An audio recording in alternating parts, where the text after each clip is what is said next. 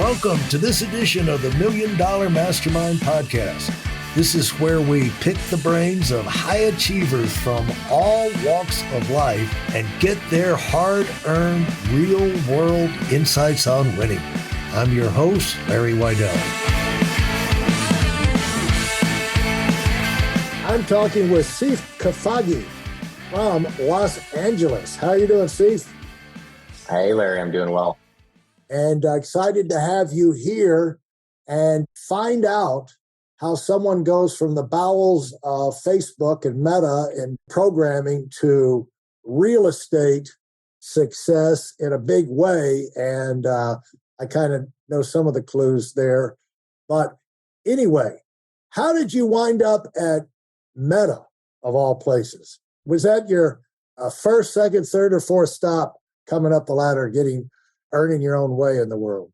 Yeah, it was actually one of my first. So I was graduating college and I had built a small little business about helping people break into tech and beat the Facebook and Google interviews at the time. And I was helping computer science students break into big tech. I got headhunted by Facebook asking me if I'd be willing to use my skills on the inside rather than on the outside and kind of giving away all their secrets. And, you know, it was a great offer, a great time in my career to go learn from people who are much better and smarter than me in more ways than one. And it was an opportunity I couldn't really pass up. So it was a great opportunity, lots to learn there, and a really fantastic company as well. And you know, I think on the notion of Facebook, we're recording this in May. I know many people are losing their jobs at Facebook and getting laid off over April and May, and that's deeply saddening. So I do wish those individuals luck in finding their next stop as well. Right, because we need talented people working and engaged one way or the other, fully engaged out here in the economy. We don't need them disengaged, and so maybe we can help, give them a clue or an idea. Now, how did you wind up at Meta? And what school did you go to, by the way? Yeah, so I graduated at San Diego State. And when I was at San Diego State, I started a small company called Jumpstart. Jumpstart was helping computer science students break into tech and beat the interview. I was decent at interviewing back in the day, and I was sharing some of those tips and tricks of educating kind of new grads on how to break those interviews and beat them and get the offers, negotiating them, et cetera. And I had gotten a message from Facebook saying, hey, we're really interested in talking with you if you'd be open to it. Flew out, met the team, and really realized that day that this could be a great opportunity. The people I met were fantastic. But now, how does someone in college who hasn't gone through the process, you weren't working at Facebook yet, Nope. But somehow you figured out how to break the code and get the jobs. And so people now are going to an undergrad and getting information about how they're going to get their jobs. Credibility as well as information things. How did you get that to where people would actually pay you any attention? You know, I think the biggest thing for me is I was very public and transparent with what I knew and what I didn't know. We were focusing predominantly on educating new grads on the soft skills side, not actually the code, right? Code is something that you can learn and that you should have learned, and something that you should have learned over the 4 or 5 years that you were in school and navigating that. But most individuals at that age did not know how to corroborate and take, here's how I am in real life, and bring that identity into an interview where this other person sitting across from me is really excited about me, right? Telling their story and their narrative and connecting code to personality is actually a big deal, because I think people all the time think about a technology company like Meta, where you have to be this great coder or this great engineer, and that's part of it. But 80% of the interview process is not about whether you can code. They expect you to know how to code, right? The interview process is about, is this the person that I want to work with? Can I grow this person, right? What are the soft skills of this person? Can this person bring value to my team culture? And these are things that new grads, myself at the time, right? It's really difficult to grasp, especially when you're in a mathematical environment most of your life, which is about code. Right. Yeah. And, that's always been true, even before there was such a thing as coding and there was only such a thing as engineering. You'd get, whether or not you got hired or not, or whether or not you advanced, had to do with your people skills, not your technical skills. But exactly. You don't know that. You think it's my grades. Let me show you off all of that. But, you can't laugh at a joke. You obviously have no self-humor, no ironic view of the world, you can't take a joke either. It's just, humor is just something that's I didn't see that in the book. It's going to make it very hard to work with you. And that reminds me of, I was out in LA, believe it or not, one time, and I was reading the paper, LA Times, I guess, and they had a thing about the Yale Alumni Club was having meetings all over the state, and they were having a big-time recruiter come through, and this had to be 25 years ago. So before all of the coding influenza was all over the country. The main point, they put this in the article, by the way. So they were having Yale alumni meetings all over California, north, middle, bottom, San Diego. Yep. Number one thing they covered with them is when you go into the interview, smile. Yeah, surprisingly, it's a big deal, right? Energy is really important. But they had all these Ivy League graduates that needed to be told, it's such a big thing, we're going to devote the primary time with our alumni meeting here to get you to smile and relax and be a person. Yeah, it's a really big deal, right? The soft skills. It's not even the smiling itself. It's how you smile, when you smile, what you smile at, right? The levels of in depth that goes in, and when we used to do it on college campuses, it was really a 1 week boot camp, and everyone was shocked that not a single session that we did was around their technical skills, right? Because as someone who, in retrospect, in hindsight's 2020, had the privilege of probably seeing 1,000, 2,000, 3,000, 5,000 people interview and reading their interview feedback across every possible infrastructure team at Facebook. People with great tech skills and horrible people skills will never get hired. People with subpar tech skills and great people skills have a shot, right?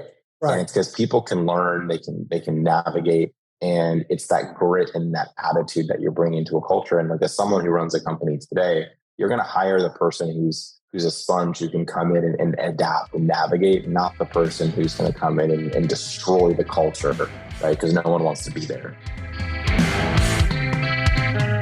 For those of you who are sick and tired of fooling around and are dead serious about wanting to move up fast, I've got something especially for you.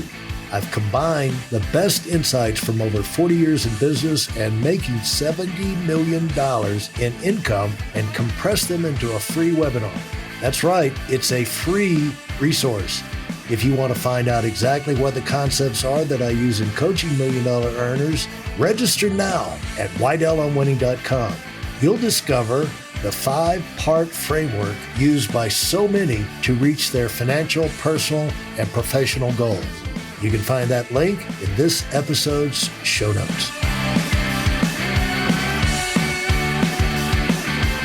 Yeah, you got to be with these people, spend large amounts of time with them, and hopefully over many years, and you don't want someone you just dread. They make your skin crawl every time you think about them, And so you got to be able to be tolerated. In fact, I remember riding on an airplane with one of the CBS news guys back in Douglas. Anyway, you wouldn't know him, but he was like behind Dan Rather when Dan Rather was the main guy. We were flying out of Savannah into Atlanta, and we were talking about Dan Rather and what Dan Rather. I told him this, I said, two kind of people. You have the people that are the technically oriented, and then you have the people that are people oriented. And I said, the example, and we were talking about Dan Rather being the technical guy, what about Mr. President? It's like not really somebody the president looks forward to coming up and asking a question. But what they had just done is gotten Dan Rather to wear a sweater on TV. and little things like that. Yeah, and that like humanized him a little bit. But the example of the two kinds of people is you have one neighbor in the neighborhood goes to the mailbox. The people person goes to the mailbox to pick up the mail. They see the neighbor out there watering the grass, and hey, how you doing, Carolyn? And how the kids? And you walk over and start a conversation, and 2 hours later, you go back in the house and forgot to get the mail. That's the people. Yeah. And then the technical person is somebody who goes and he winds up shooting the mailman because he's 2 minutes late. Yeah. It's an attitude and approach, and half glass empty, half glass full, right? Many times. And that's and people are really hard on themselves, especially as young 20 somethings, right? We don't know what's in the world yet. Right. And how did you get disabused of the idea that the grades and the technical ability and everything was not the issue, to the point that you started a business educating people who are ahead of you in school on this? How did you get turned on to it? I was very career oriented from a very young age because I had to provide for myself from a very young age, since I think I was about 14. Talk about that. Talk about that. Yeah. I held every stint possible. And, my parents were unfortunately disabled at a young age, or when we were young. And my dad. What kind of disabled? We were in a pretty bad car accident that disabled both my parents. And, my dad went from working his main job to now finding 3 jobs around the city where he had to just kind of make ends meet. And my mom was soon to be nurse, which was unfortunately handicapped and couldn't go down that path at the time. And, she became an incredible stay-at-home mom. And, at 14, it was, I wanted to do anything or needed money for anything. It was like supporting yourself, right? So I held every job you can think of, everything from like working at a pizza restaurant to working at the high school, and a lot of jobs in between. But the point is, like, I always looked to progress and improve myself over time. And a lot of the times it meant interviewing for the next job, right? The next opportunity, right? It was, and I learned very early that most employers don't value you enough long term. You'll make more money simply by going to the next employer, right? And I picked up on that early. And so I'd stay somewhere maybe for like a year or a year and a half, and then really like figure out what I wanted to do next and build my skill set. I think I had probably a little under 24 interviews from between like 14 and 21, 22. And I got the job every single time except once. Right. And so I was really good at interviewing. That's what I learned by the end. And I was in college, and I was like, I keep getting these jobs, not necessarily taking them, right, every single time. Right. But I was like, my friends are struggling even getting noticed on the interview, right? And like, why aren't they making it through this process? Right. And to me, it came very naturally to better understand that the interview process in many ways is both art and science, but a lot of people forget about the art piece. Right. The science piece is like, you got to know your stuff. You're interviewing for X role. You got to know X, Y, Z. That's obvious. But how do we improve the art side? Because that's the side that people remember. And we're human beings at the end of the day, right? And as someone who was in management at a young age, you remember the artful side of people, not the scientific side, right? People, I expect you to be able to get the answer right on a question or whatever as an interviewer. But what I gravitate and attach to is the story of the individual when I'm reviewing the interview feedback as to whether or not I want to hire this person. And if I can't remember you based on our conversation and what we did, and did you affect my emotional side of an interviewer, right? Then it's unlikely I'm going to fight for you. So those are the types of things that I picked up on very young, both as an interviewer and an interviewee over time. And what I realized is a lot of young people just did not understand that or grasp it, or perhaps for most of them, they just haven't been through enough interviews to really see those patterns, right? And so that's really where I recognized an opportunity to help educate around the topic. And I started writing online and, helping other people, and it naturally gravitated into that. I didn't actually seek out to start a business in that sense. And I wouldn't even call it a full-blown business. I was probably working with 2 to 3 dozen people a year. But, each one was a great check for me and a great opportunity for them. Well, first of all, an accident like that can happen to any of us. Yep. Unfortunately, it happened to you and your family.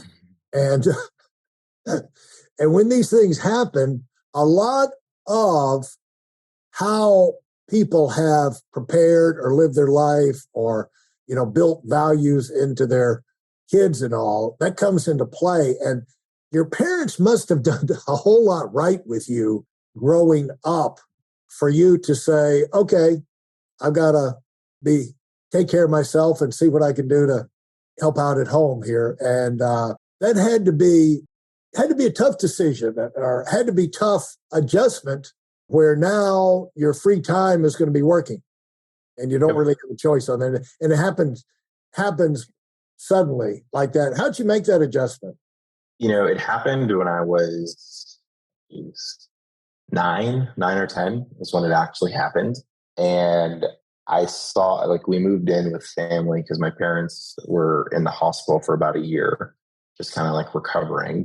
And we were kids. So my sister and I still needed to kind of go to school and do those types of things that kids do. But what I recognized is it's really easy to feel bad for yourself in certain situations, but most times you can do something about it. We just choose not to.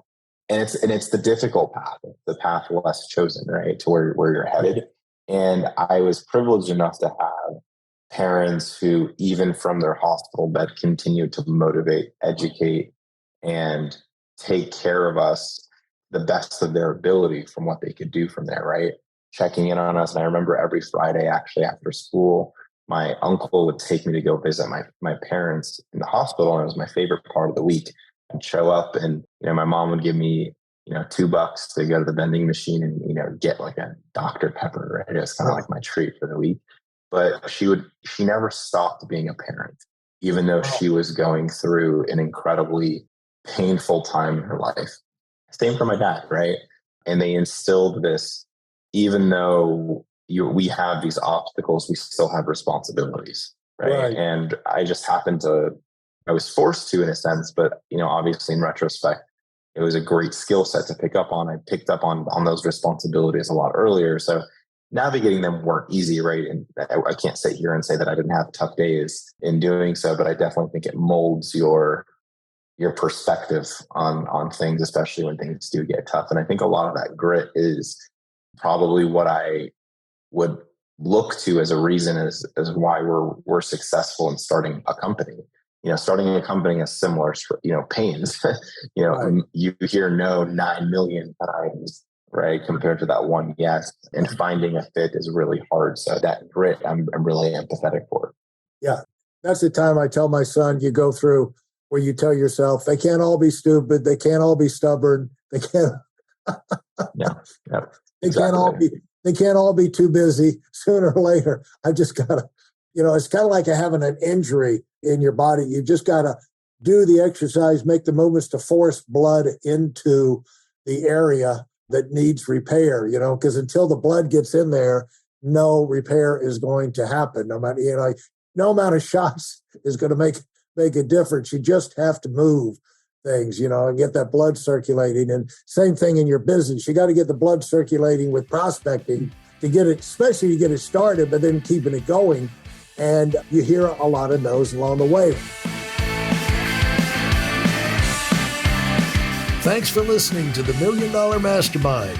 If you felt there were any valuable takeaways from this episode, please take a minute and leave us a 5-star review. Your feedback is important and really helps us get the word out to a wider audience. Remember, we have a valuable webinar that is absolutely free. Register for it right now at weidelonwinning.com. Thanks for listening.